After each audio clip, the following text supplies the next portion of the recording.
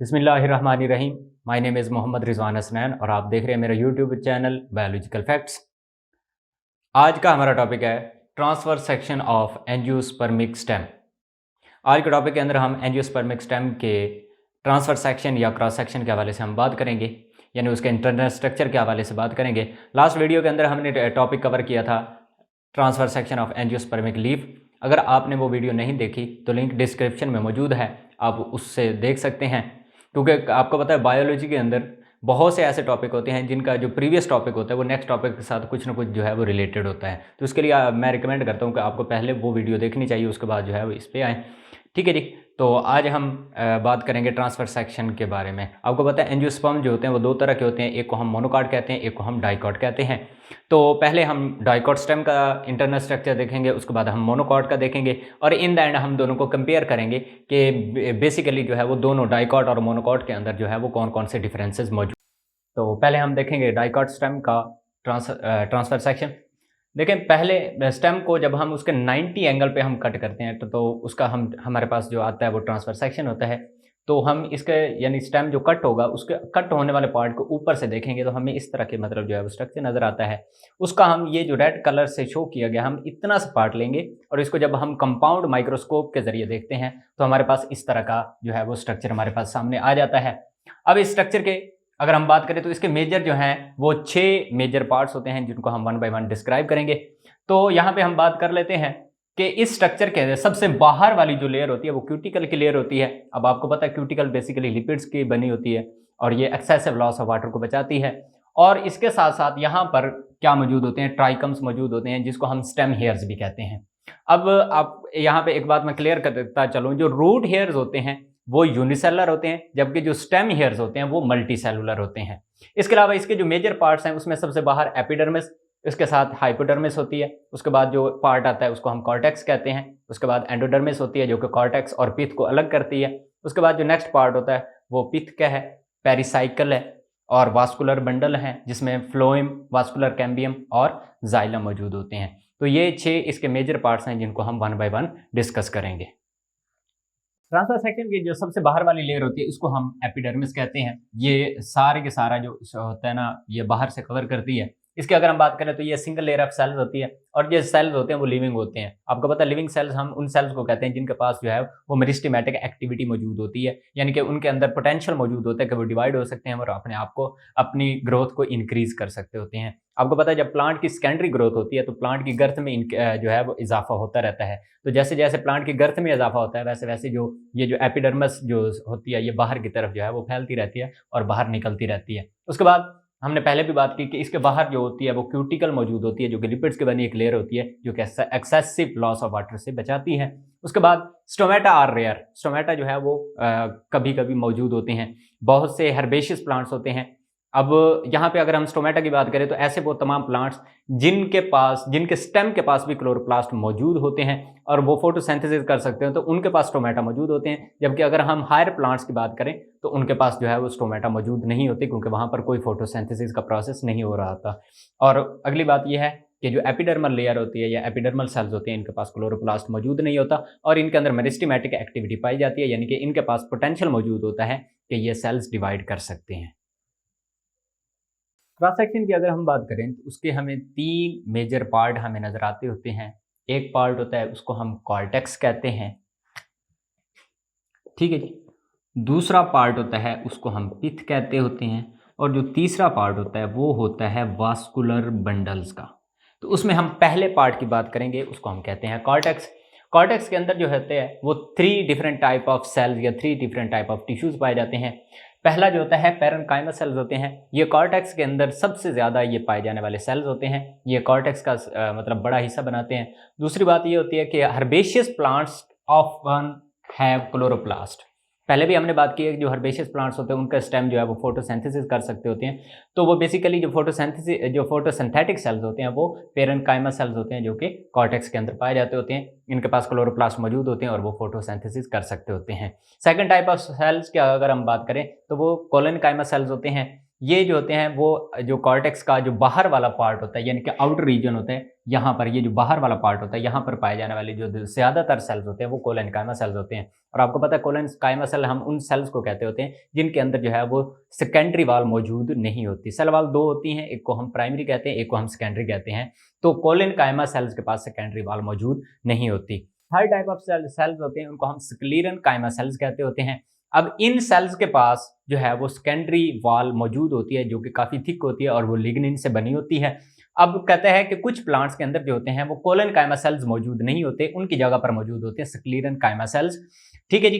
और ये जो प्लांट के मेजर सपोर्टिंग सेल्स होते हैं जो कि प्लांट को सपोर्ट प्रोवाइड करते होते हैं ताकि वो अगेंस्ट द ग्रेविटी अपने आप को स्टैंड कर सके। और थर्ड जो होते हैं ये प्लांट का जो कॉर्टेक्स का जो पेरिफेरल रीजन होता है उसके अंदर पाए जाते हैं। पेरिफेरल रीजन जो होता है वो हम उस रीजन को कहते हैं जो कि सेंटर से दूर होता है, उसको हम पेरिफेरल रीजन कहते हैं। तो ये 3 टाइप ऑफ सेल जो हैं वो कॉर्टेक्स के अंदर पाए जाते हैं। कॉर्टेक्स के बाद हमें जो अगला पार्ट देखने को मिलता है वो होता है endodermis. Endodermis is the inner most layer of cells of the cortex. ये कॉर्टेक्स की सबसे अंदर वाली जो सेल्स की लेयर होती है। अब जो एंडोडर्मिस होती है ये बेसिकली जो होती है वो कॉर्टेक्स और जो पिथ का पार्ट होता है इन दोनों को क्या करती होती है, अलग अलग करती होती है। उसके बाद दूसरी बात ये है कि ये जो लोअर वास्कुलर प्लांट्स होते हैं यानी जिनके अंदर वास्कुलर बंडल जो है वो खासे डेवलप नहीं होते, उनके अंदर जो है ये वाज़ेह तौर पर देखी जा सकती है। जबकि हायर प्लांट्स की अगर हम बात करें लाइक कोनिफर्स और अदर एंजियोस्पर्मिक प्लांट्स, तो उनके अंदर जो है ये वाज़ेह तौर पर देखी नहीं जा सकती। एंडोडर्मिस के अंदर जो है वो स्ट्रिप्स पाई जाती हैं, उनको हम कहते होते हैं कस्परियन स्ट्रिप्स कहते हैं। अब बेसिकली प्लांट का जो सेल वॉल होता है, सेल वॉल के ऊपर सेल वॉल लाइक स्ट्रिप्स मौजूद होती हैं यानी पट्टियां मौजूद होती हैं, उनको हम कैस्परियन स्ट्रिप कहते हैं। इसको डिफाइन कैसे करते हैं? These are present in endodermis that contain suberin and lignin. अब मोस्टली जो होती है सेल वॉल के अंदर जो पाया जाने वाला जो केमिकल होता है या जो लिपिड होता है वो होता है लिग्निन। लेकिन जो कैस्परियन स्ट्रिप होते हैं इनके अंदर जो ज्यादातर पाया जाता है वो सुब्रीन पाई जाती है, जबकि इसके अंदर जो लिग्निन की मिकदार होती है वो बहुत कम होती है। एंडोडर्मिस के बाद प्लांट के सेंटर के अंदर हमें जो पार्ट देखने को मिलता है उसको हम पिथ या मेडुला कहते हैं। ठीक है जी। ये प्लांट के सेंटर के अंदर पाया जाता होता है और इसके बाहर जो है वो वास्कुलर बंडल्स का रिंग मौजूद होता है। जिस तरह के आपको ये स्ट्रक्चर के अंदर नजर आ रहा है ये वास्कुलर बंडल है जो डार्क से शो किए गए हैं, वास्कुलर बंडल्स हैं। ठीक है ना। इसके दरमियान वाला जो पार्ट होता है इसको हम क्या कहते हैं? पिथ कहते हैं। ठीक है जी। और ये इसके अंदर जो पाए जाने वाले सेल्स होते हैं उनको हम पेरेन्काइमा सेल्स होते हैं जो कि सपोर्टिंग सेल्स होते हैं। और यहाँ पर एक इंटरेस्टिंग थिंग ये है कि जो पिथ के अंदर पाए जाने वाले जो सेल्स होते हैं इनका जो साइज होता है वो सेंटर के अंदर ज़्यादा होता है और उससे जब हम उसके आउटर पार्ट या पेरिफेरल रीजन की तरफ मूव करते हैं तो वहाँ पर इसका जो सेल साइज है वो छोटा होता जाता है, यानी उसका सेल साइज डिक्रीज होता जाता है। और दूसरी बात यह है कि जो सेंट्रल सेल्स होते हैं इनके दरमियान इंटरसेलर स्पेसेस जो है वो काफ़ी ज़्यादा पाई जाती हैं, जबकि बाहर की तरह अगर हम मूव करें तो जो पेरिफेरल सेल्स होते हैं उनके अंदर जो इंटरसेलर स्पेसेस होती हैं वो बहुत कम होती हैं। और यहाँ पर एक टेक्निकल टर्म यूज होती है, उसको हम कहते हैं pith or medullary rays. These are the strip of ground tissues between adjacent vascular bundle, these are called pith raise.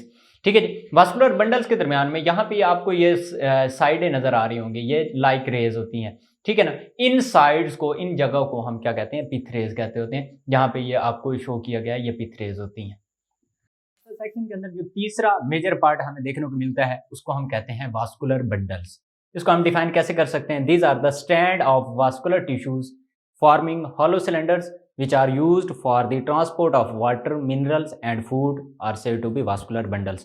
ये बेसिकली hollow tubes होते हैं या hollow cylinders होते हैं जो कि वाटर, मिनरल और फूड के ट्रांसपोर्ट के लिए यूज होते हैं, इनको हम वास्कुलर बंडल कहते हैं। अब वास्कुलर बंडल के अंदर जो होते हैं वो 3 मेजर जो हैं वो हमें टिश्यूज या सेल्स देखने को मिलते हैं। Number 1 they are said to be xylem जो कि वाटर और मिनरल्स के ट्रांसपोर्ट के लिए यूज होता है। नंबर 2 वास्कुलर कैम्बियम है और जो नंबर 3 होता है उसको हम फ्लोएम कहते हैं जो कि फूड की ट्रांसपोर्ट के लिए यूज होता है। यहाँ पर आप देख सकते हैं कि बाहर जो है फ्लोएम होता है, दरमियान में वास्कुलर कैम्बियम होता है।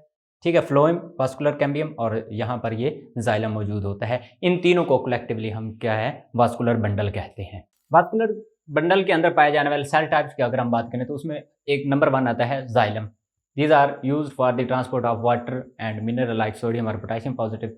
अब जो जाइलम होता है उसको हम 2 डिफरेंट कैटेगरीज के अंदर हम डिवाइड करते हैं। Number 1 said to be protoxylem and number 2 said to be metaxylem. Protoxylem क्या होता है? जो पहले बनता है that is formed earlier is called protoxylem and have narrow vessel. इसकी जो वेसल होती है वो नैरो होती हैं, जबकि मेटा जो जाइलम होता है that is formed in later and outside to the protoxylem, यानी ये प्रोटोजाइलम के बाहर बनता है और ये बाद में बनता होता है। इसकी जो वेसल्स होती हैं वो क्या होती हैं? वो वाइडर होती हैं। उसके बाद जो मेजर डिफरेंस होता है प्रोटो एंड मेटाजाइलम का, वो इनकी बेसिकली इनकी सेकेंडरी वाल की जो थिकनिंग होती है उसकी बुनियाद पर होता है। तो जो प्रोटोजाइलम होते हैं उसके अंदर दो तरह की जो है वो थिकनिंग देखी जा सकती है। नंबर वन से टू बी एनुलर, जो बिल्कुल स्ट्रेट फॉरवर्ड होती है, इसको हम एनुलर थिकनिंग कहते हैं। जबकि जो स्पाइरल शेप के अंदर होती है इसको हम क्या कहते हैं, स्पाइरल थिकनिंग कहते हैं। जबकि मेटाजाइलम के अंदर जो होती है यहाँ पर भी दो डिफरेंट टाइप की थिकनिंग पाई जाती है। नंबर वन से टू बी रेटिकुलेट, ठीक है जी, ये बिल्कुल जो होती है ये यानी कि एक जाल की तरह जो भी होती है थिकनिंग, इसको हम रेटिकुलेट कहते हैं। जबकि दूसरा जो पिट्स होते हैं यानी छोटे छोटे धब्बे होते हैं, गहरे गड़े होते हैं, उनको हम क्या कहते हैं, पिटेड थिकनिंग कहते हैं। तो इस तरह से जो जाइलम होता है उसको हम दो कैटेगरीज, यानी कि जो पहले बनता है उसको हम प्रोटोजाइलम कहते हैं, ठीक है जी, और जो बाद में बनता है उसे हम मेटाजाइलम कहते हैं। बेसिकली इनको यानी जो डिफ्रेंशिएट किया जाता है वो इनकी थिकनिंग की बुनियाद पर किया जाता है। तो प्रोटो के अंदर एनुलर या स्पाइरल थिकनिंग, जबकि मेटा के अंदर रेटिकुलेट या पिटेड थिकनिंग जो है वो देखी जा सकती है। सेकंड टाइप ऑफ सेल्स की बात करें तो इन्हें हम कहते हैं phloem cells. These are used for the transport of food. आपको पता है प्लांट की फूड जो होती है वो ग्लूकोज होती है, और ग्लूकोज जो होती है वो लीफ यानी यहाँ जहाँ पर उसको प्रोड्यूस किया जाता है उसको हम सोर्स कहते हैं, और जहाँ पर उसको यूटिलाइज किया जाता है या उसको स्टोर किया जाता है उसे हम क्या कहते हैं, सिंक कहते हैं। तो प्लांट के अंदर हमेशा जो ट्रांसपोर्ट होती है फूड की वो सोर्स से सिंक की तरफ होती है। और फ्लोएम की अगर हम बात करें तो इसके अंदर मेजर जो है वो दो टाइप ऑफ सेल्स पाए जाते हैं। एक को हम सीव ट्यूब कहते हैं और साथ में दूसरे को हम कंपेनियन सेल कहते हैं। पहली बात यह है कि सीव जो होता है ना, सीव एलिमेंट या सीव सेल, एक जो सिंगल जो फ्लोएम का सेल होता है उसको हम सीव सेल कहते हैं, और जब ऐसे ही बहुत से सेल्स मिलकर एक लॉन्ग ट्यूब बना देते हैं तो इसको हम सीव ट्यूब कहते हैं। और हर सीव एलिमेंट के साथ एक कंपेनियन सेल होता है। इसके लिए होता क्या है कि जो ग्लूकोज होती है या जो फूड होती है वो सबसे पहले आती होती है कंपेनियन सेल के अंदर, और कंपेनियन सेल कनेक्टेड होता है सीव सेल के साथ through a small pore that is known as plasmodesmata. इसको हम प्लाज्मोडेस्माटा कहते हैं। तो फूड जो होती है पहले कंपेनियन सेल में आती है, प्लाज्मोडेस्माटा से होती हुई ये सीव एलिमेंट के अंदर चली जाती है, और सीव एलिमेंट से आगे फिर जो है वो सीव ट्यूब के जरिए ये आगे की तरफ मूव करने लगती है। तो जिस तरह से हमने जाइलम के अंदर देखा उसकी दो टाइप होती है, इसी तरह से फ्लोएम की भी दो टाइप होती है। एक को हम प्रोटोफ्लोएम कहते हैं, दूसरे को हम मेटाफ्लोएम कहते हैं। जो फ्लोएम पहले बनता है उसको हम प्रोटो कहते हैं, और जो बाद में बनता है उसे हम मेटाफ्लोएम कहते हैं। जो प्रोटोफ्लोएम होता है ये बाहर की तरफ मौजूद होता है, जबकि जो मेटाफ्लोएम होता है वो अंदर की तरफ मौजूद होता है। इसकी अगर हम सीव ट्यूब्स की बात करें तो जो प्रोटोफ्लोएम होता है उसकी जो सीव ट्यूब्स होती हैं वो नैरो होती हैं और स्ट्रेच होती हैं, और वो क्या होती हैं, वो नॉन फंक्शनल होती हैं क्योंकि ये पहले बनती हैं। फिर इसके बाद जब नई फ्लोएम ट्यूब्स बनती हैं यानी मेटाफ्लोएम बनता है तो वो फंक्शनल हो जाता है, ये नॉन फंक्शनल हो जाती हैं। और जबकि जो मेटाफ्लोएम की जो ट्यूब्स होती हैं वो वाइडर होती हैं, यानी उनका डायमीटर काफ़ी ज़्यादा होता है ताकि वो फूड की ट्रांसपोर्ट के अंदर अपने आप को कंटिन्यू रख सकें। यहाँ पर अगर हम स्ट्रक्चर के अंदर देखें तो यहाँ पे आपको ये जो ब्लू कलर के जो बनाए हुए जो सेल्स नजर आ रहे हैं ये फ्लोएम के सेल्स होते हैं। वास्कुलर बंडल के अंदर हमें थर्ड टाइप ऑफ जो टिश्यूज मिलते हैं उनको हम कहते हैं वास्कुलर कैम्बियम, या इसका एक इंट्राफेसिकुलर कैम्बियम भी कहते हैं।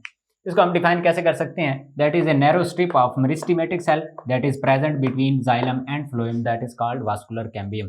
वास्कुलर कैम्बियम जो होता है ये जाइलम और फ्लोएम का दरमियान मौजूद होती है, और इसके अंदर जो मेरिस्टेमेटिक एक्टिविटी होती है वो फंक्शनल होती है।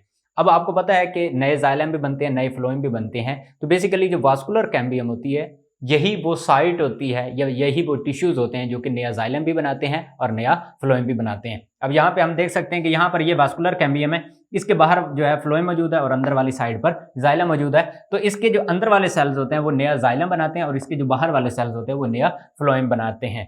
इसकी अगर हम मौजूदगी या गैर मौजूदगी की अगर हम बात करें तो जो वास्कुलर कैम्बियम होती है उसकी दो डिफरेंट टाइप हैं। Number one is said to be open type and number two that is said to be close type. Open type vascular bundle that have cambium between xylem and phloem they are said to be open type यानी dicots.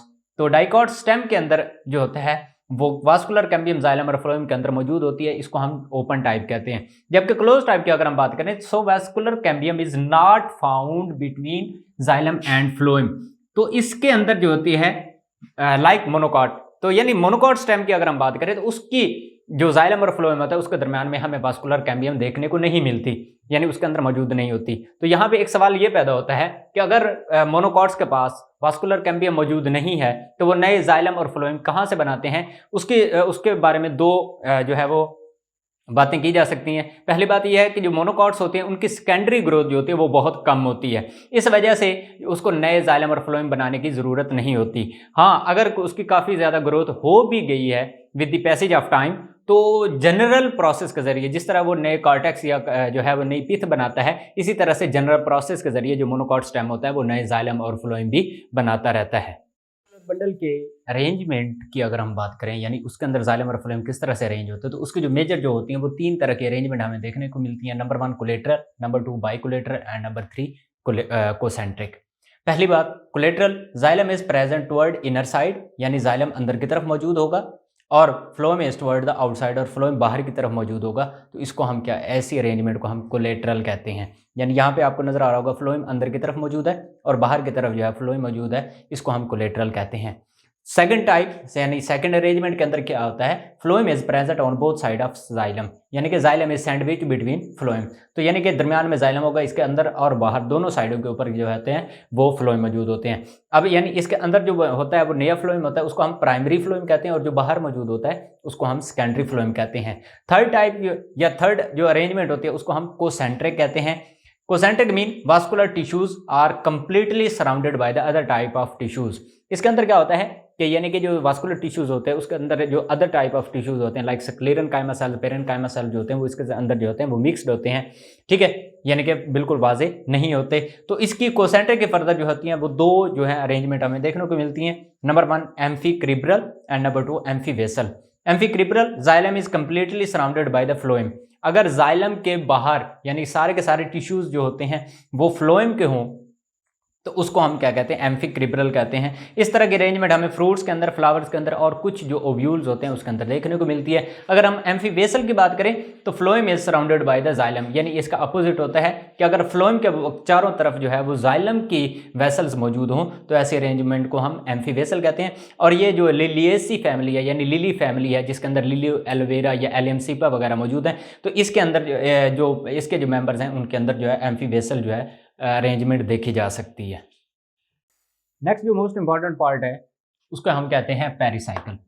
Pericycle को हम define कैसे करते हैं, that is a tissue of variable width that is present between inner most layer of cortex and outer most layer of the vascular bundle is called pericycle.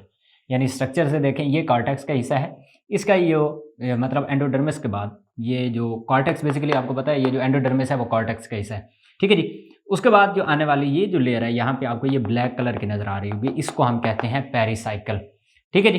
अब ये pericycle के अंदर जो होते हैं ये वास्कुलर बंडल मौजूद होते हैं। यहाँ पे इस स्ट्रक्चर के अंदर हम देख सकते हैं कि ये पेरिसाइकिल मौजूद है, ठीक है, ये पेरिसाइकिल के स्ट्रिप्स मौजूद है और इसके अंदर ये जो है ये वास्कुलर बंडल मौजूद है, इसको हम पेरिसाइकिल कहते हैं। और बाजू का जो है वो पेरिसाइकिल बनाती होती है pericycle fibres, these are the modified fibres present just outside of the phloem. तो ये फ्लोएम के बाहर बाजू का यानी पेरिसाइकिल सेकेंडरी ग्रोथ को इंक्रीज करने के लिए जो नए जो पेरिसाइकिल के फाइबर्स बनाती हैं उनको हम पेरिवास्कुलर फाइबर्स कहते हैं, ठीक है जी। यहाँ पे आपको इस स्ट्रक्चर के अंदर वाजे नजर आ रहा होगा कि एंडोडर्मिस है, ठीक है जी, ये वाला जो सबसे बाहर ये ब्लैक कलर का पूरा राउंड सर्कल लगाए हुए है ये एंडो सर्कल है, एंडोडर्मिस है। उसके बाद पेरिसाइकिल आती है, ठीक है जी, जो कि बिल्कुल वास्कुलर बंडल के सामने है, और फिर आते हैं ये वास्कुलर बंडल्स। अब यहाँ पे एक बात ये है कि आपको पता है कि ये जो दरमियान वाला पार्ट होता है ये पित्त होता है, और इस पित्त के दरमियान में ये वास्कुलर टिश्यूज़ के दरमियान में जो जगह होती है इनको हम कहते होते हैं पित्त रेज, ठीक है। और ये जो पेरिसाइकिल होती है ये हमेशा जो पित्त रेज की जो साइड होती है यहाँ पर भी जो सेल्स मौजूद होते हैं वो पेरेन्काइमा सेल्स मौजूद होते हैं। इसमें लास्ट है जी leaf traces and leaf gaps. आपको पता है कि प्लांट का स्टेम है, स्टेम आगे जाकर डिवाइड होता है, डिफरेंट ब्रांचेस भी बनाता है और साथ में उसको लीफ भी मौजूद होते हैं, उनको भी डेफिनेटली बात है वास्कुलर बंडल के ज़रिए उसको फूड भी सप्लाई करनी है और वाटर भी सप्लाई करना होता है। तो इसके लिए जो है प्लांट के अंदर leaf traces and leaf gaps मौजूद होते हैं। पहले हम देखते हैं लीफ ट्रेसेस, इसको हम डिफाइन किस तरह से करते हैं, in a certain plant small sized of vascular bundle are found among the ring of large size vascular bundle, these are the extension of vascular bundle. ये वास्कुलर बंडल्स की extension होती हैं, मतलब ये है कि जो बड़े मेजर जो प्लांट के वास्कुलर बंडल होते हैं, यहाँ पे आपको ये रेड कलर का जो नजर आ रहा है ये प्लांट का मेजर वास्कुलर बंडल है, ठीक है जी, जो कि मतलब उसके स्टेम के अंदर मौजूद होता है। अब इसके साथ-साथ छोटे-छोटे जो हैं वो और भी वास्कुलर बंडल पाए जाते हैं जो वहाँ से सप्लाई लेकर यानी वहाँ से सप्लाई को डिवाइड करते हैं, उनको हम क्या कहते हैं? लीफ ट्रेसेस कहते हैं। These are the extension of the vascular bundle toward the leaf and the branch. ठीक है जी, these are found outside to the vascular ring, ये वास्कुलर रिंग के बाहर पाए जाते हैं और ये क्या करते हैं? लीफ या जो ब्रांच होती है उसको यानी कि फूड या वाटर जो है वो सप्लाई करते हैं। ठीक है जी, अब इन्हीं लीफ ट्रेसेस के दरमियान में पाए जाते होते हैं लीफ गैप। यहाँ पे आपको नजर आ रहा होगा कि ये मेन वास्कुलर बंडल जा रहा है और यहाँ से जो है वो एक लीफ ट्रेस जो है वो अलग हो गया है। अब लीफ ट्रेस अलग होने के बाद यहाँ पर थोड़ी सा जो पार्ट है वो यहाँ पे डिसकंटिन्यू हो गया वास्कुलर बंडल का। तो यहाँ पर क्या होता है? ये छोटा सा गैप बन जाता होता है। इस गैप को फिल करने के लिए यहाँ पर पैरेन्काइमा सेल्स मौजूद होते हैं। तो इस गैप को हम क्या कहते हैं? लीफ गैप कहते होते हैं। ठीक है जी, अब यहाँ पे एक बात ये भी है कि अगर ये सप्लाई जा रही है टुवर्ड द लीफ तो इसको हम लीफ ट्रेस कहेंगे और यहाँ पर बनने वाला जो गैप होगा उसको हम लीफ गैप कहते हैं। और अगर यही वास्कुलर बंडल की यानी कि जो एक्सटेंशन है वो सप्लाई लेके जा रही है टुवर्ड द ब्रांच तो फिर हम ब्रांच ट्रेस या और फिर वहां पर पैदा होने वाला जो गैप होगा उसको हम ब्रांच गैप कहते हैं। इन द एंड हम पूरे जो टॉपिक हमने कवर करा है उसको हम समराइज कर सकते हैं।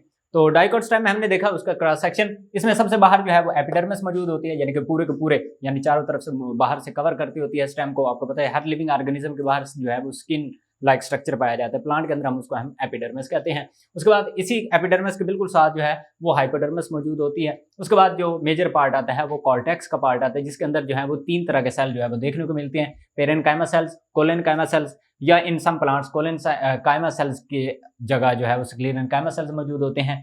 और जो कॉर्टेक्स के सबसे अंदर वाली जो लेयर होती है उसको हम एंडोडर्मिस कहते होते हैं। उसके बाद जो है वो पेरिसाइकिल मौजूद होती है। ठीक है जी, और पेरिसाइकिल के बाद वास्कुलर बंडल जो है वो हमें देखने को मिलते हैं। वास्कुलर बंडल के अंदर जो है वो पहले फ्लोएम मौजूद होता है, दरमियान में कैम्बियम और जो है वो एंड के ऊपर जो है वो जाइलम देखने को मिलता है। तो इसके बारे में हम डिटेल सारी डिस्कशन कर चुके हैं। और एंड के ऊपर यानी प्लांट के जो सेंटर के अंदर जो हमें देखने को मिलता है वो होती है पार्ट होता है पिथ। और पिथ जो होती है उसके यानी जो रेज होती हैं जो कि दरमियान वास्कुलर बंडल के दरमियान में मौजूद होती हैं, इनको हम पिथ रेज कहते हैं। That's all about our today's topic, that was the transfer section of the angiospermic stem. तो इस हवाले से अगर आपको कोई भी सवाल हो तो आप नीचे कमेंट सेक्शन के अंदर आप उसको कमेंट कर सकते हैं। इंशाल्लाह आपके हर सवाल का जवाब दिएगा। दुआ में याद रखिएगा। अल्लाह हाफिज़।